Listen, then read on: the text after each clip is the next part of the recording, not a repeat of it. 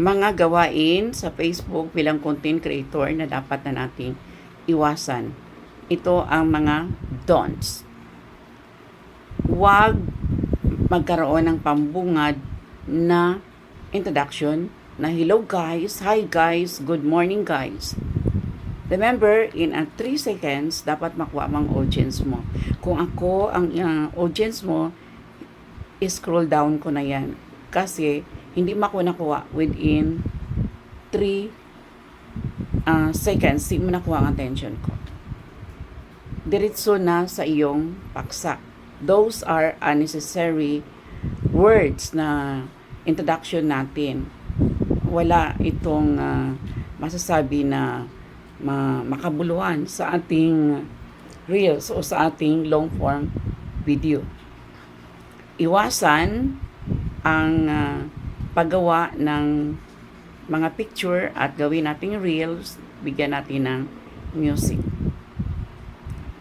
Yan ang don'ts. Pangatlo ay huwag tayong gumamit muna ng music, lalo na tayo ay nagsimula pa lang, wala pa tayong tawag dito, hindi pa tayo naka-sit up, wala pa tayong tools na binigay, at kung may tools na tayo, ay iwasan pa rin natin ang mga ganito na mga activity. Ang palaging paglagay ng mga comment na nangahulugan na the same words like congrats, pag may achievement, ay hindi yan kanais-nais. Na palaging yan na lang palagi. Pwede siguro sa isa, dalawa na nabigay mo na comments, pero huwag naman sa 10, sa 50 na comment section. Congrats lang, welcome, thank you, nice, good, thank you very much. Pwede mong lagyan ng ibang version. Kaya sabi pa nga, hindi yung the same words, nakaumay kasi yan na the same na lang na words.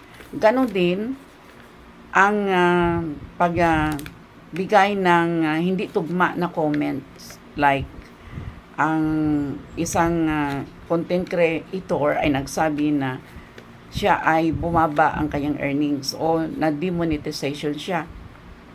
Tapos ang iyong comments ay congratulations, I'm happy for you. Hindi siya tugma sa ginawang content ng isang creator. Kaya nakakatawa talaga kung minsan nakikita ko yun sa post ko, ay hindi ko alam kung anong gawin ko, matawa ba ako, malungkot ba ako sa mga ganyan na uri ng reactions.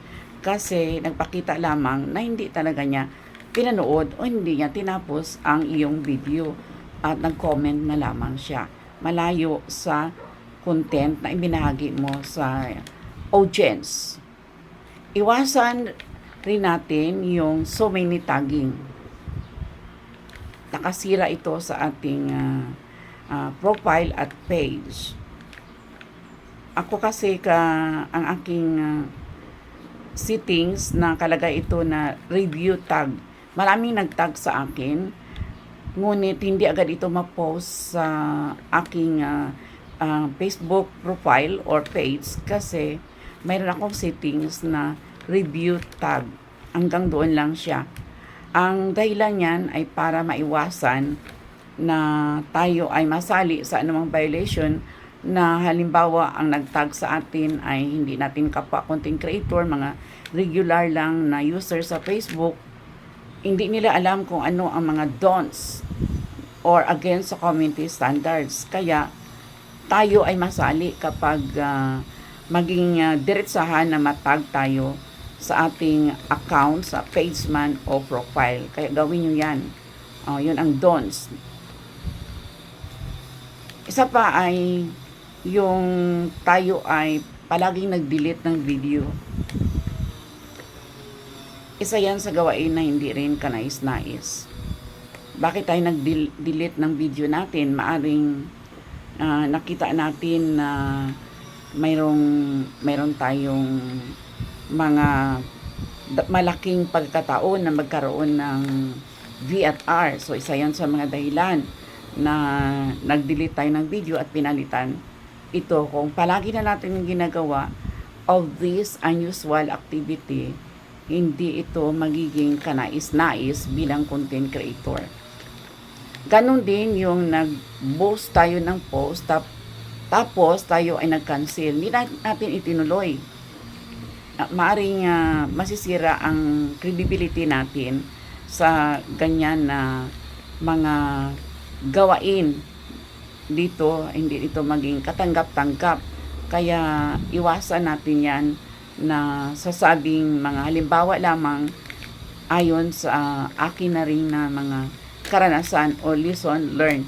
Sinasabi ko yan dahil ang mga ito ay ginagawa ko rin noong mga previous ko na mga reels at mga vlogs. So, I have my lesson learned already, kaya binahagi ko ito sa inyo para malalaman nyo ang ilang don'ts na aking naranasan.